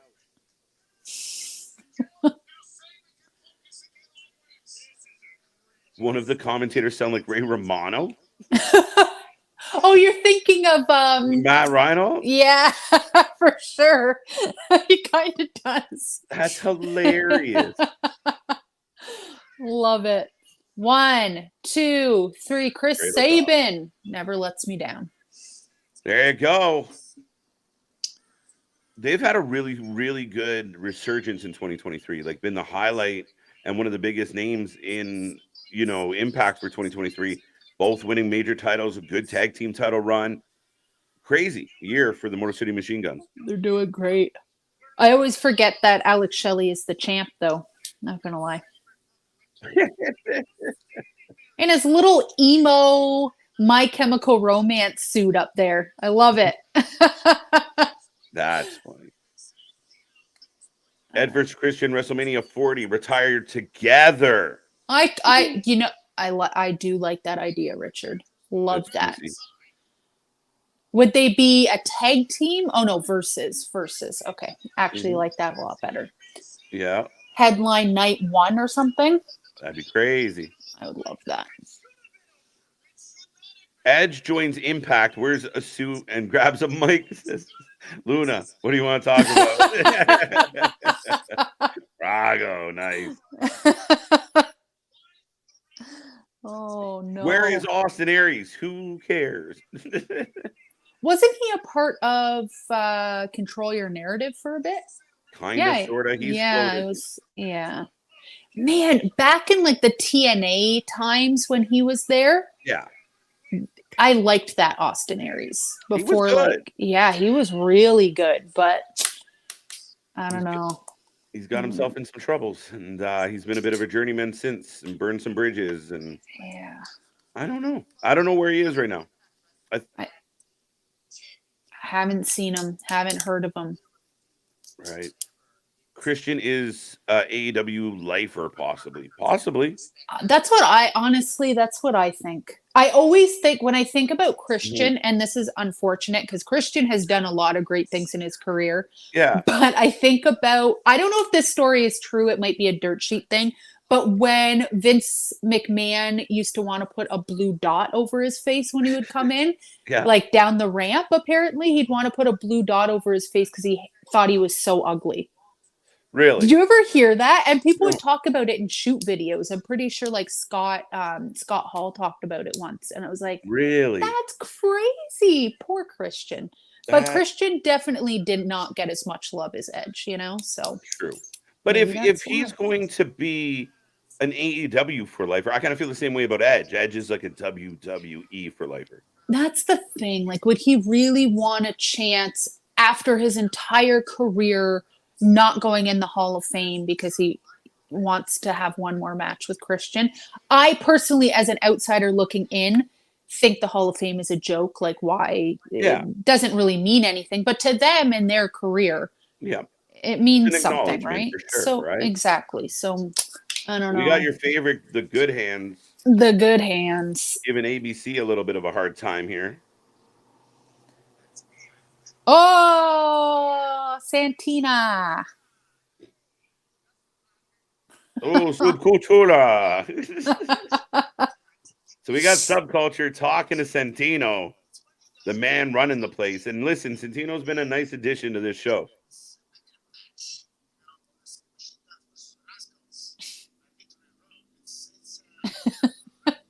The fact that that's not his real accent kills me every time. Yeah, right. It's so natural. He just, what if he talks like that at home by accident at times? He's gotta. Right? This tag team still is funny as hell. Sammy and Rich Swann as a tag team is so good. And Rich doing everything he can to be like Sammy is the funniest thing. Like Rocker Rich and like getting all amped. Oh, I love it. So Subculture versus Sammy and Rich. Interesting. Is Tyron Terrell coming back? Not to my knowledge. Could happen. Most overrated Impact wrestler, currently or forever?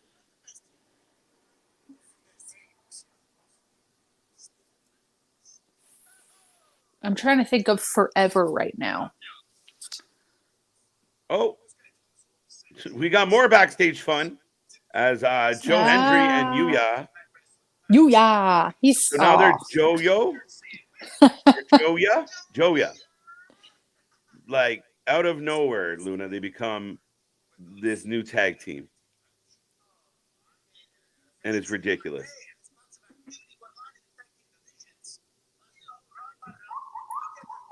Them is tag team.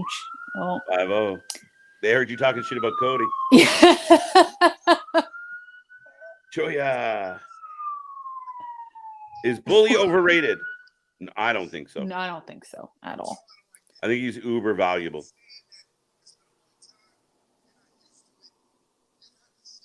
Forever. All right. Aries was great and a vegetarian. Bonus. Weird facts with Unbroken. I love it. What else you got in there?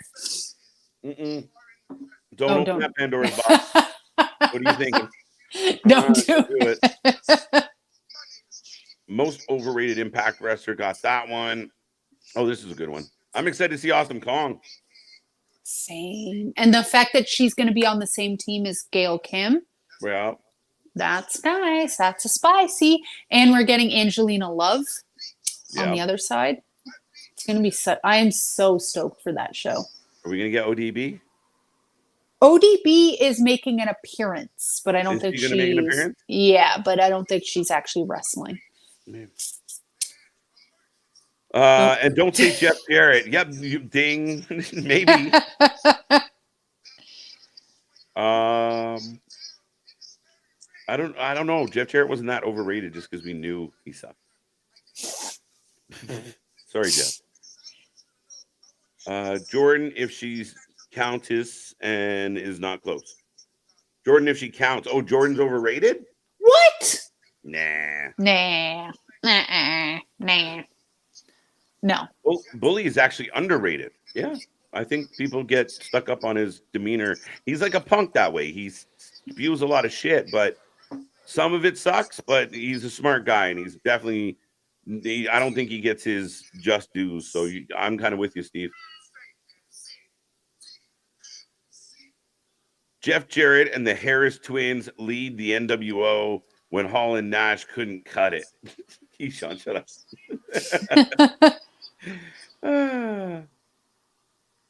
Is that Dreamer? Oh my God. Hasn't he been gone forever? I feel like the last time we saw him, Bully was beating him up or setting him on fire or both. Wasn't he setting PCO on fire, or he set him on fire too? Who hasn't he set on fire? Right. Jesus. This is the plot lines here in Impact Wrestling. Oh. He's talking.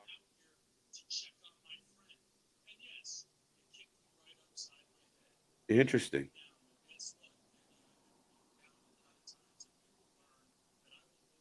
Kenny versus Tommy? Yeah. I don't know about that. Luna. Get hilarious. Please don't let this happen. Your favorite greasy meatball. Come on now. He's a meatball. Oh, I like Tommy. He's just such an odd dude. It's the greasy ponytail for me. Unbroken. Yeah, we're in a promo right now. Tommy Dreamer's talking to Kenny King.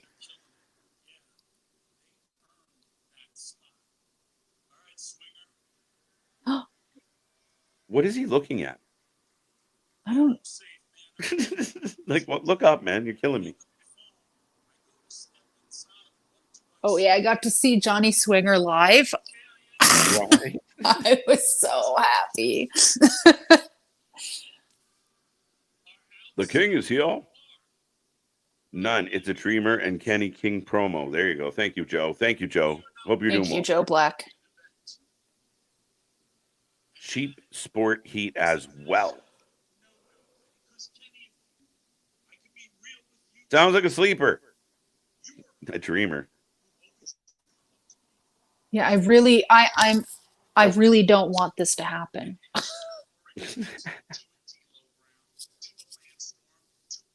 It's a sleeper. Funny guy. My favorite part of the Joa video is when they are bumping into each other. The fact that Joe hasn't went straight for the heavyweight championship, though, not thrilled about that after losing the digital championship. But yeah, now he's a tag team. Yeah, Interesting. Give the man his push. Let's go. What's up? What?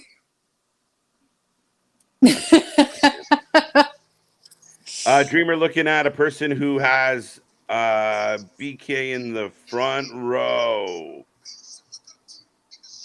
What? King like Burger King? Oh, I would be too. Yeah. For real. Burger King's pretty good. Yeah. Yeah. Thanks a lot, Larry. Now we all want Burger King. I know. Stripper Kenny. Stripper Kenny. Stripper Kenny. What is this? I didn't need this in my life. It's going for a minute here. Bless you, brother. Beautiful. You got a Twitter key, drop it so I can follow. All the links are on the pages, guys. And if you're talking to each other, good luck. Good luck. Fam and bro in the same sentence, D-bag alert. Me? That sounds like something I would say. Yeah, maybe. Fam, bro, homie. I still use homie. I never say fam, though, ever. Doesn't I say like facetious, like yeah, I don't know. Fam.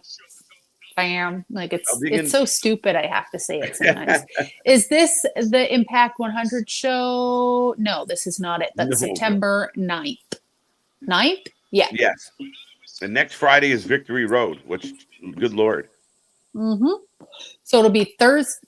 So they're going to have their regular Thursday show. Then they're going to have Victory Road. Then they're going to have the Thursday or the 1,000. Hope you like Impact. Yeah. It's coming in hot. I miss Dreamer. I kind of do. He's just like that uncle you get sick of and then he's gone for a while and you're like, oh, where's Tommy? He's like that uncle, all right. I guess Tommy Dreamer retires and goes into the Hall of Fame next year in Philly. Interesting. Now, that remember, makes sense. They don't have to retire. We've seen like Rey Mysterio just went in. Do you? Because I know they're going to put somebody in the Impact Hall of Fame soon as well. Oh, that'd be interesting. Could you imagine Impact 1,000? Last match between Tommy Dreamer and Raven, and just watching that slow-mo. Are you serious? Book it, Scotty. You know what it would be like? You know, fucking Ant-Man when like they're zoomed in and they think they're like fighting, and then when you zoom out, nothing's happening on the toy train. That's what it would be like. Just, oh. I I will tweet that out after this, and people better retweet it because it's. I'm all for it. Oh, the last. Mud takes on quicksand. Ding ding. Oh. Oh man. Someone say Sandman? Nope, nope, no. Tommy going to the Hall of Fame. I mean, he probably earned it. I like the dude. This promo's not going into the Hall of Fame though. No. Long as shit. I have my support system. Shut up, Tommy. He's crying and like talking about how he had skin cancer, which is like, I don't know. Okay. That's really sad. But I'm just uncertain about what all of this is about. Just so he can fight for the digital championship. You don't need that much of a speech. Hey, Kenny, I want that belt. That's all I needed. It's only the digital championship. He gave them over like the crown fucking jewels here. Oh my God. Oh my. Yeah, this has been going on for 8 minutes so far. Yeah, if anybody's been counting. Kenny King's sleeping behind those glasses for sure. Did you hear him say, "You don't call me old"? PCO's 107. Dude, bro. Sam. Homie. I don't really go on Twitter. Instagram, I do. Oh, he was talking to Key. Now I get who Key is. Everything's in context, folks. We're just catching up.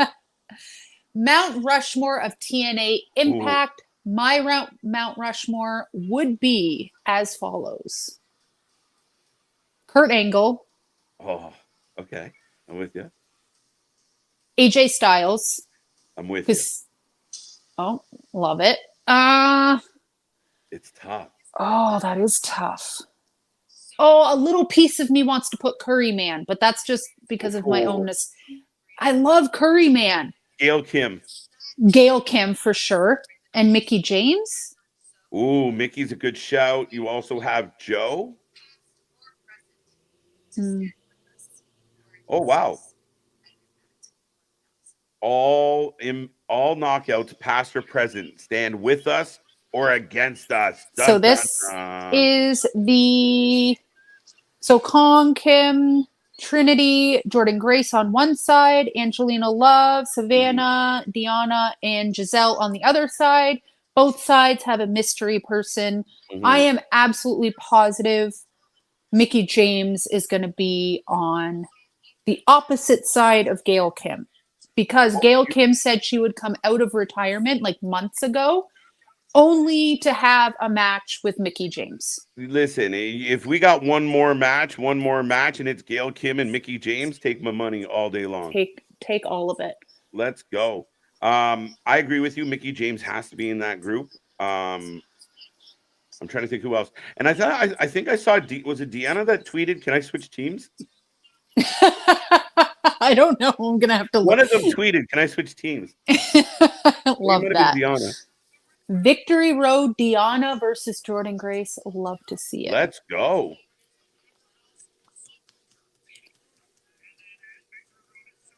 Danny Luna. Ooh, the Rascals versus Motor City Machine Guns at Victory Road. Holy shit. So Victory Road's spicing up quick.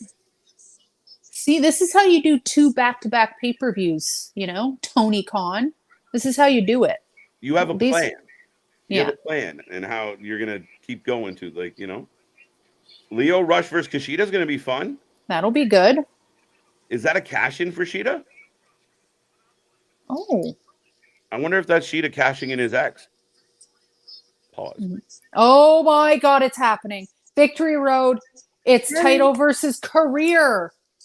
Okay, I missed that part, but here we go. Wow. Kenny King versus Tommy Dreamer. Title versus career. PCO versus Bully Ray at Victory Road. Anything goes. Ding, motherfucking ding on this one. Oh my God. Steve Macklin versus Josh Alexander at Victory Road. Wow. Wow. That's a nice card. Victory Road's got a really nice card. And next week's Impact is really stacked as well. PCO Alexander against Bully Did we have this match before? I think I have this graphic saved. Oh my God. A little piece of me wants to go to Chicago in October. It's not that far, right. you know? Oh, and Will Ospreay will also be at Turning Point. Jeez. In London. Impact's doing a show in London as well. But we got, so there you go. He's making his rounds. He's got a step baby at home now, you know? Yeah, true. He's gotta make that money. Steve Macklin. Are you like, I mean, I'm almost surprised we're getting Josh for Macklin, versus Macklin, straight up, not for the belt. Nothing. Interesting. I have a feeling this has only just begun. Oh yeah. Well, Macklin came out and attacked him at Emergence, right? Because yeah, all that stuff happened with the belt previously, but yeah, I like it. Sup, Chambers. I never noticed this before. This is a total side, but his eyes are crazy. Like they're so blue, it makes him look, I don't know, possessed or something. Which is kind of good for his character, I guess. Anyway, hi, Steven. What's up, Steve?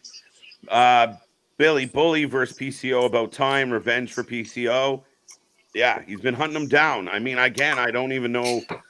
I wonder, could it possibly be like a Devon helping the night before the 9th, right? It's the 8th. Could Devon help Bully? Oh, possibly. Because we're getting Team 3D at the 1,000 episodes. So interesting. Very possible. I am so sorry, but can we take in Moose's vest? Moose is something else, man. He just doesn't give a hoot. I love it. Look at the venue is wicked. It's, yeah. You got to go one time. You got to go. Don't be sorry, Keyshawn. I give 0 fucks about the Dreamer match. There you go. Oh, so it's Frankie versus Moose? Yeah. Is it ironic that Jake Sutton? I feel like Frankie Kazarian's like video when he comes out says, "What's my name?" And I think that's because a lot of us don't know who is that. Who's that guy? And he's still fighting Eddie. That's right. We're getting the 8-man tag. Fighting Eddie. Eddie whooped his ass. How did that play out for you guys? Like you just watched the screen at the time, like during the Eddie Edwards Frankie Kazarian match?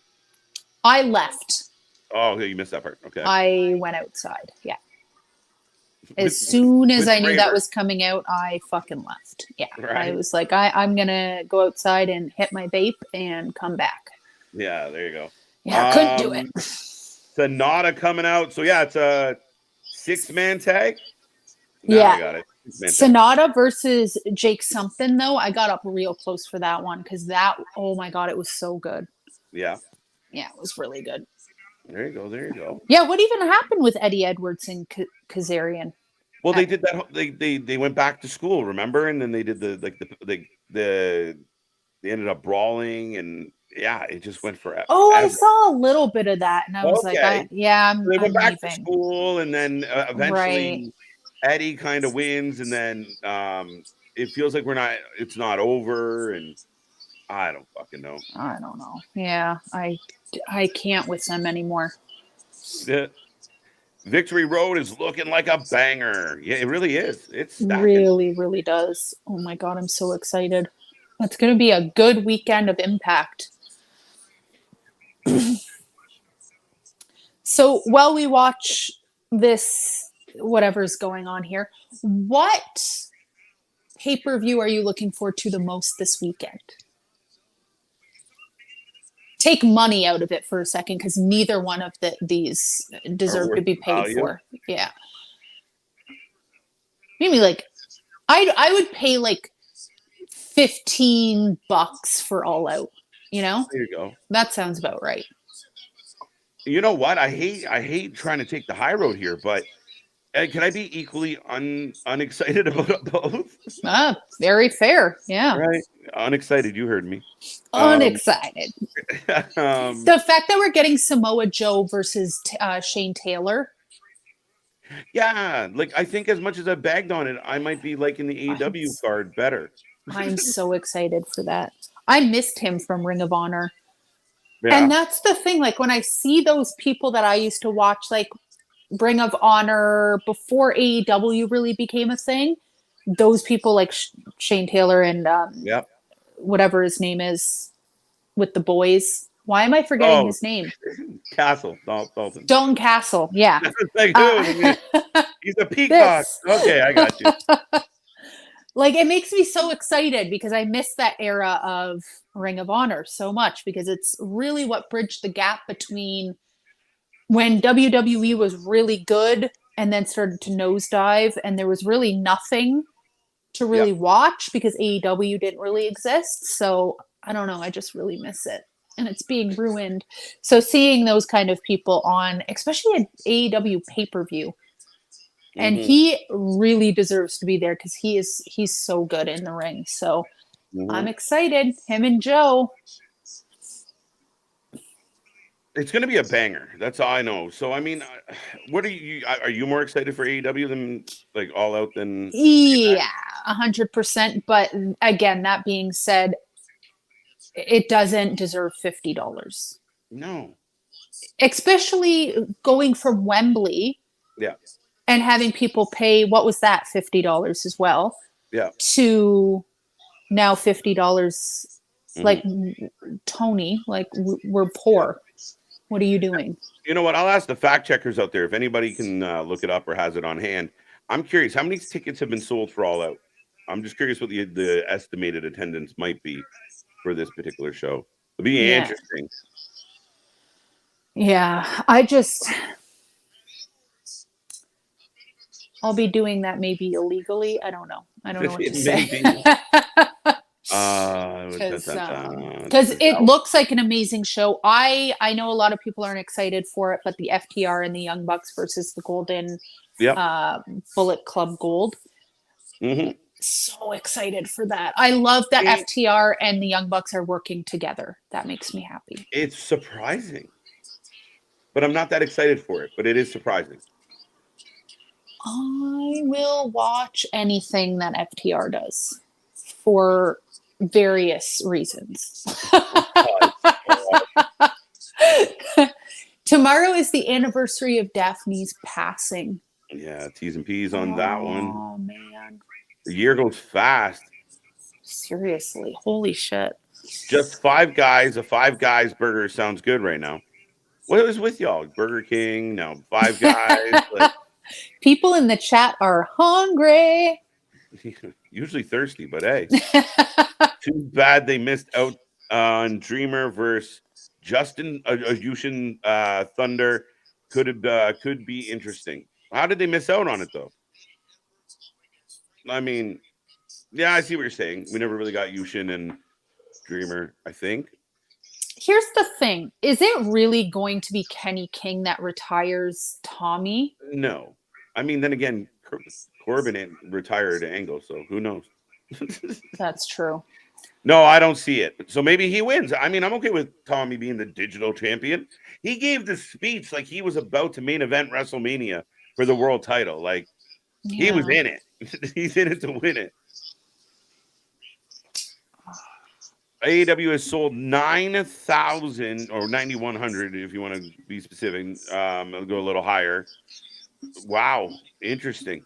So you're going from 81,000 to 9,000 in attendance. That's crazy. What venue are they going to be at? They're in Chicago, so they should be at what do you call it? They'll come back to me. Give me a second. Help me out, folks. Tremendous numbers. AB 107. Deed. LOL. Deed. Deed. Hey, you doing? Heed. Get out of the way. Heed. Doing. The size of his noggin. AW. Fucking love that movie. Right. AEW should have done a bundle for All In and All Out, both shows between 50 and 60. 100%. This I don't know, $100 in 1 week. for pro wrestling fans. Mm-hmm. I don't know, man. It's a lot. It's a lot. That's what I said. Like, get that super chat going, folks, because these subscriptions. Yeah, exactly. Man, I got more subscriptions and more passes and more memberships than I care to admit. And then you have a pay-per-view come out and none of your shit.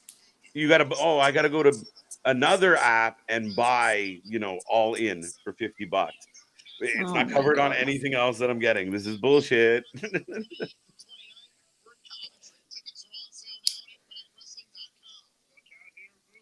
Guess you were not a fan of Osprey, Daniel. Oh, Daniel. What did Daniel say about Osprey?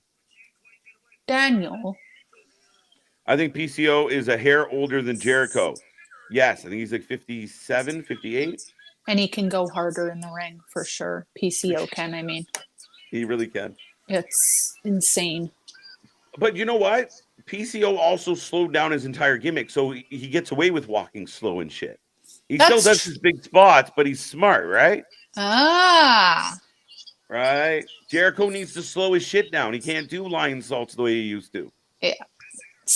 PCO, faster in mind and body. I love it. Luna, let's talk. You got the Fight app. I'll shoot you my login. There you go. What is that?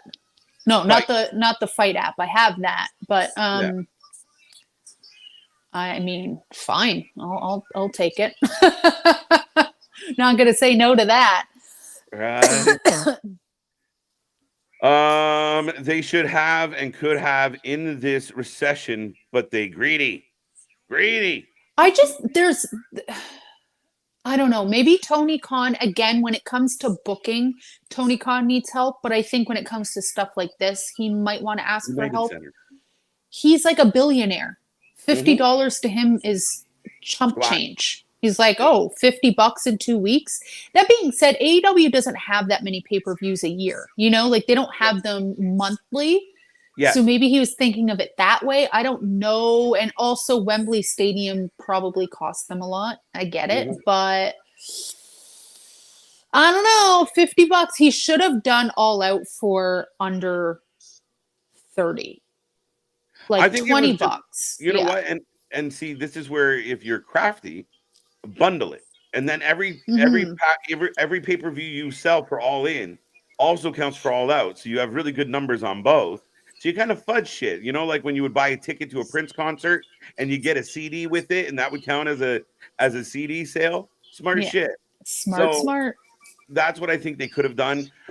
Get All In and All Out for $65, $70, whatever. They're at the United Center for All Out. What does the United Center hold? 12-ish, maybe slightly more on depending on the sport. Oh, no way. Okay, so 9,000 makes sense. I was like 9,000. I thought maybe it held like 20 or 30. I was going to say that's kind of sad, but it's like Scotia. It's like Scotia, right? So yeah, 16-ish, maybe at the high end. The fact that Moose just powerbombed Jake something. Wow. Holy, the strength in that man. I will say the matches this week have been pretty good. This week, yeah, for sure. It's been a pretty solid episode. Because their weekly episodes recently have been a little hit or miss, mostly miss. Jake, something with the pin. Wow. Nice. Something. Half werewolf, half man. He's something. You're not going to get 20,000 into the United Center for a wrestling show. I mean, you could. But yeah. So I undersold it by about 4,000. Then another 4. There goes 52. They're close. What I say, 56. So PCO is. I wish I had Google. Oof. That is nuts. United Center, yeah. United Center completely left my mind. Are you going to team with Moose? Are you going with Team Moose or Team Sonata? Team Sonata. Yeah. But yeah, I kind of felt like Sonata's team was going to win just because, you're not going to have him lose. There you go. And I'm 50. Larry, get in the ring then, buddy. What are you waiting for? I know. Come on. Your time is now. All right. So that was actually a pretty good episode. I mean, it was my first week back after all of that stuff. So kind of just talked as I did. Yeah, but you got a better show than we've been getting the last couple. 100%. Yeah. They're building towards these 2 pay-per-view type things. I don't even know if they're both pay-per-views. How much are they? I don't know. I'm going to have to Google that. I think Victory, I saw today, was like $12.99 on Fight if you're not a Fight Plus member, maybe. Perfect. Mm-hmm. And then episode 1000 is probably about the same. Yeah, maybe. They're usually pretty reasonable with Impact and such, so. Yeah, that's what I love about Impact. I mean, they're not like a big budget production thing, so their stuff is always under like around 20. Right. What's up, wrestling fans? Louis Petito just stopping by to say hi. I'll see you all tomorrow for sure. Louis, it's always a pleasure, buddy. Thank you for stopping in. But we're just winding down on these ones. Sonata, someone's wrestling a Hyundai. Jesus. Here I am. And Sonata. Oh my God. KJ hasn't noticed what Matt did, guys. Legend. What did Matt do? What did Matt do now? I don't know. I don't know. I have no idea. Poor Matthew. All Out pay-per-view sounds like a $50 Dynamite show. It should be at least $20 to $25 price. That's what I'm saying. $20 tops. Tops. Sir, you're giving me Ring of Honor. You know, it's a Ring of Honor show. A little bit. It's definitely Ring of Honor All Out. If you look at who's been booked and who's there. And I mean, Luna, I still think it's a struggle to figure out, you know, how they're going to do this with a Punk.